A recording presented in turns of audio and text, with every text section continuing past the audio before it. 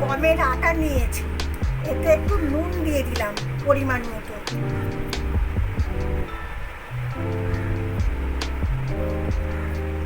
এবারে হালকা গরম জল দিয়ে এটা একটা ডো তৈরি করে নেব, অল্প অল্প হালকা গরম জল দিয়ে। আটার ডোটা তৈরি হয়ে গেছে। এবারে আমি একটু হাতে তেল নিয়ে ওটা একটু মাখিয়ে রেস্টে রেখে দেব।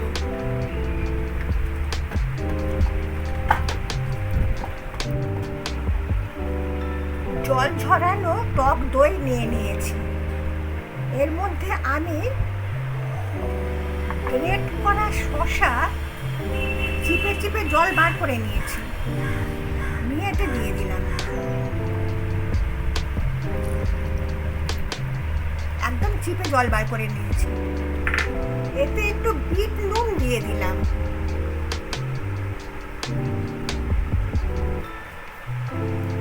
শুকনো খোলায় ধনে জিরে আর শুকনো লঙ্কা একটু ভেজে নিয়েছি, সেই একটু দিয়ে দিলাম।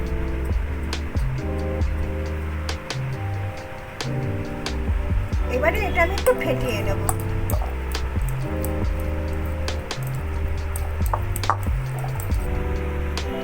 শুকনো খোলা নেড়ে নেওয়া সাদা তিল এতে দিয়ে দিলাম।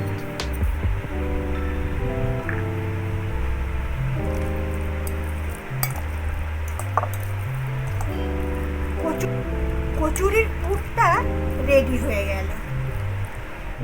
ও থেকে লেচি কেটে নিয়ে এবার আমি শুকনো আটা দিয়ে বেলে নেব।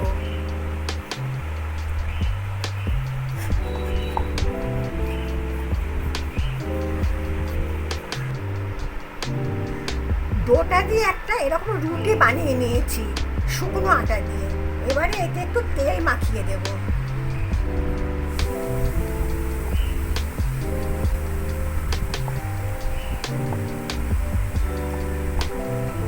এবারে একটু পাকিয়ে পাকিয়ে নেব।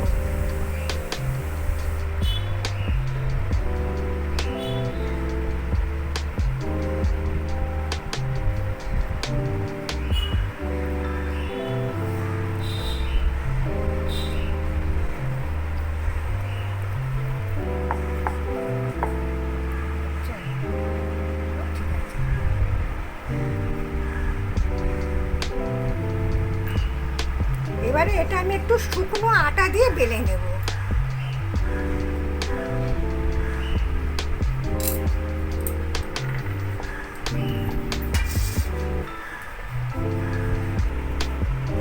এবারে আবারও আগের মতন এতে একটু তেল মাখিয়ে নিলাম।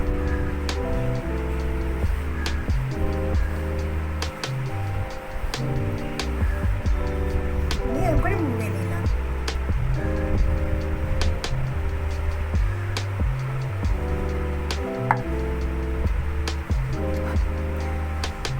এবারে এটা ছোট ছোট করে কেটে নেব।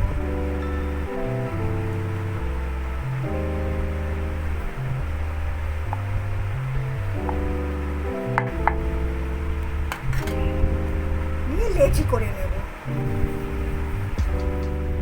এবারে লেচিগুলো আমি শুকনো আটা দিয়ে বেলে নেব।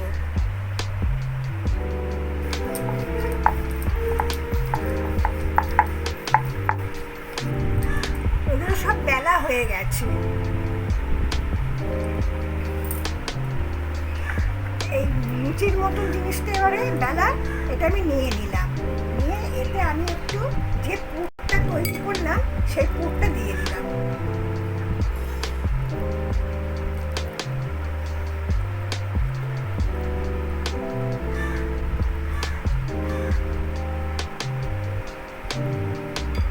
এবারে পাশে একটু জল দিয়ে দিলাম।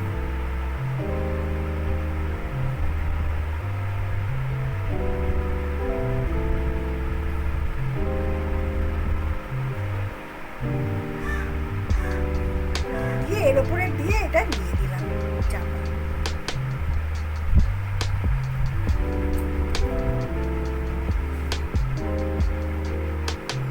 এরকম একটু মুড়ে দিলাম।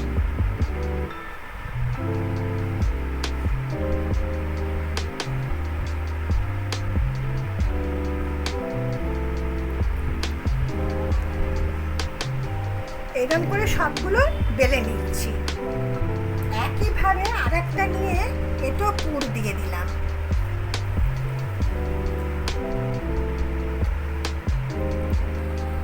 পাশে এরকম একইভাবে জল দিয়ে দিলাম, এবার এটা চাপা দিয়ে দিলাম।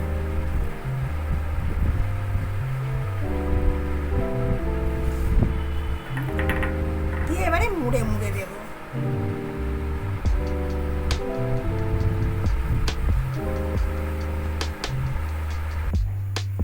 তেল গরম হয়ে গেছে, এর মধ্যে আমি একটু নুন দিয়ে দিলাম যাতে তেল কম টানে।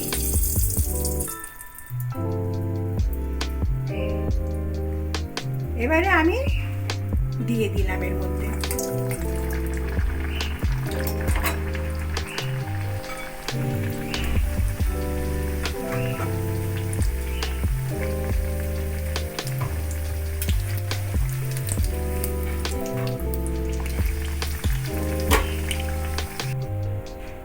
এই জোরের দিকটা নিচে দিতে হবে।